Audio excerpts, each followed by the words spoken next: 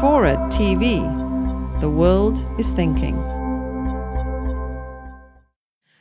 My work involved working with individuals who were arrested and detained, who, based on much of evidence that was gained from these illegal searches and seizures, they were often, as I mentioned, unable to see their evidence. Men like Tajamul Bhatti, who is a Pakistani doctor in Virginia, who a neighbor thought was suspicious. He's 70 years old. He's been in this country for 30 years. His neighbors thought he was suspicious because he had a beard and a hat. And on that basis, the government entered his house secretly, seized his phone book, found a number of an individual in Pakistan who they believed to be involved with the nuclear program there, an old friend of his he hadn't called in years, took files off of his computer, arrested him, put him in jail for 10 days.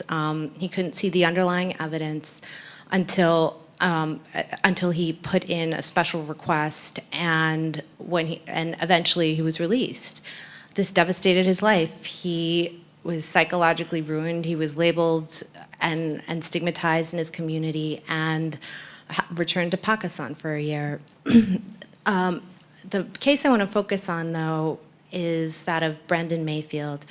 There have been a number of challenges to these laws, but it's been very difficult to challenge them because the government claims national security. The government says, well, we can't even let you know if you've been searched, so you can't possibly bring a lawsuit. Community organizations have tried and come together to say that Muslim community organizations, journalists, historians, academics who have contacts with people abroad, who do work in the community, have tried to bring suits against the national security program, but they've been denied standing and denied the ability because they can't prove an injury. The problem with all of these provisions is that you don't know.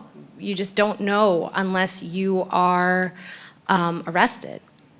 The one successful suit that has come to light is that of the only person to have challenged these provisions and successfully is that of Brendan Mayfield. Brendan Mayfield is a white Muslim convert lawyer who lives in Oregon, who's married to an Egyptian American woman, and he has 3 kids.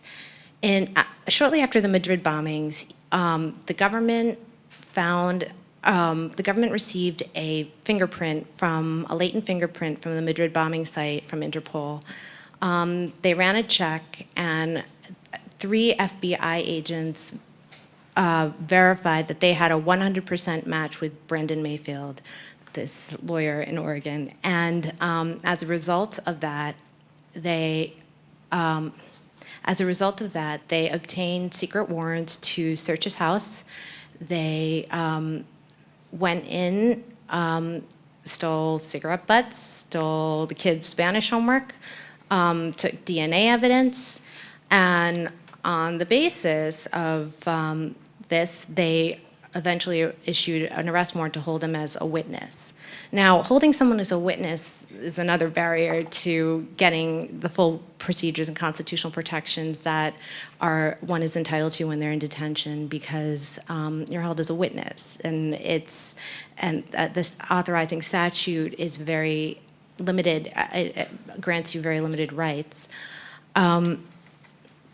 Brendan Mayfield hadn't left the country since his tour of duty in the U.S. Army in 1994. He had no active passport. Yet they went into his house and they seized this evidence.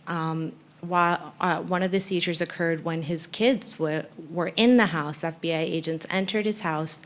His kid was on the 3rd floor and on the 2nd floor, and crept into the attic and hid there while they did their search. So they had this sense they were under surveillance, but couldn't confirm it. They'd find things missing. That went on for a month. And on the basis of this match, on the basis of what they found, they issued an arrest warrant. They went to his house. They had his wife, Mona, sit at the table while they gathered all of his everything. They ransacked the house.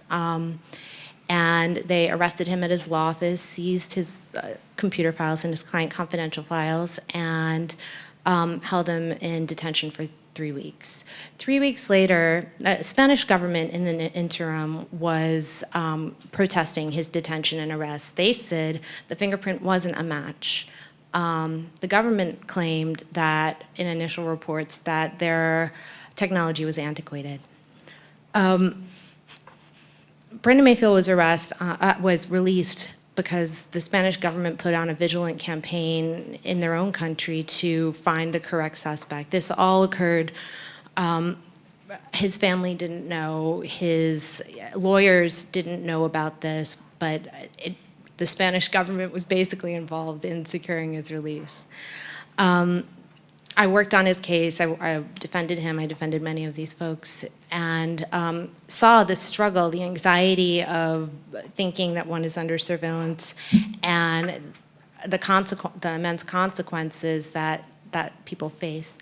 So he sued the government and the officials that arrested him, and brought the first successful challenge, which is now on appeal in the Ninth Circuit. So, right, thank you.